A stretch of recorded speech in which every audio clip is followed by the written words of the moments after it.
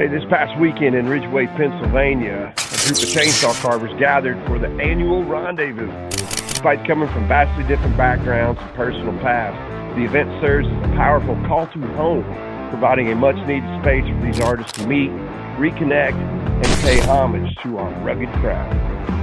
Days filled with roar chainsaws and the scent of pine transition to evenings at the grill and the warmth of the campfire, where tricks of the trade were shared alongside tall tales and the praises for past mentors. These funny and inspiring stories, coupled with encouragement, provide a solid foundation for the newbies, ensuring the art form evolves as they embark on their journey. We owe a huge debt of gratitude to the Bonnie and Dusha families and their team. 25 years of tireless work behind the scenes to transform that simple gathering in a field into a true sanctuary for our art form. Thank you very much.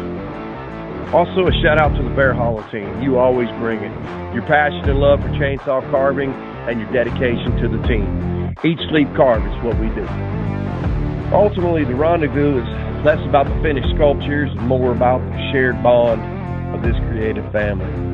It served as a weekend to refuel the spirit before the noise of the world begins again. I'll leave it with one last thought. In the roar of the saw and the storm of the sawdust, may you find the quiet rhythm of creation. Let every cut be intentional, every texture tell a story, and every finished piece bring pride to the tribe. Stay safe, watch each other's backs, and may the chips fly thick and fast.